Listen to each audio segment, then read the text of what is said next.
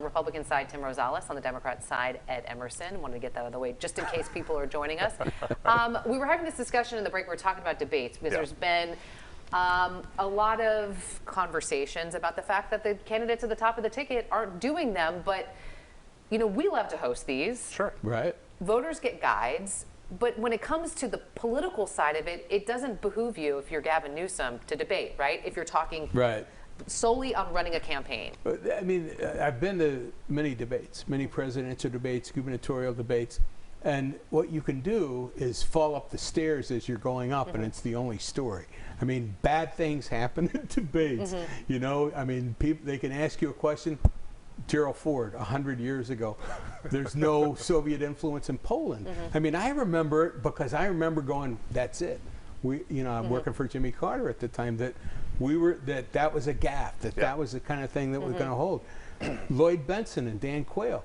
Lloyd Benson says, I knew Jack Kennedy, and you, sir, are no Jack Kennedy. Dan Lundgren, Gray Davis, when he started sweating. I was working for Dan Lundgren at the time. Yeah, right. And you could see it on TV, and Gray Davis was, you know, cool, and probably on substance, Dan won the debate, but, you know, Gray looked better on TV. And in this day and age, do voters really even watch them and make their decision? That's exactly what I was going to say. I think what you're looking for is the person that you're supporting to do well.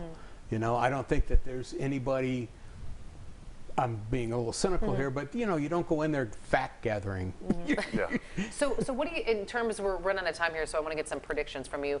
What do you think the outcome is going to be? I know we saw a low voter turnout in the primary. General is usually a little bit different. We have Prop 1 on the ballot, of course, to enshrine abortion and contraception in the Constitution here in California. So that could influence turnout, right? It might. I mean, it depends. You know, people are feeling it on a variety of fronts.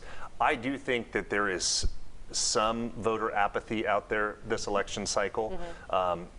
It remains to be seen what turnout is going to look like, but you know, we don't have a ton of issues outside of Proposition 1 where a lot of people are talking about, oh, I've got to get out and vote for X or Y or candidate Z.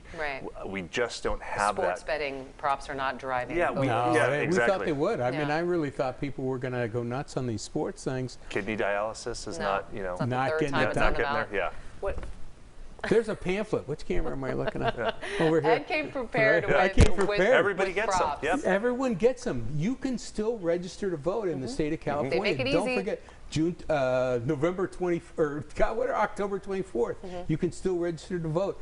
And if you move, or if you're not registered, you can go in and file a provisional ballot, and they will determine at some point. Are you working for the California Secretary of State right now? Yeah, but the fact is, and you're so right, is if you don't go out and vote, it doesn't matter, you're Democrat, Republican, Independent, whatever you are, you really need to, there's so many issues impacting your daily life. Even at the city council level. Yeah, we here in Sacramento are going to elect several city, we're going to have a brand new city council. You're the closest to the people when you are at City Hall.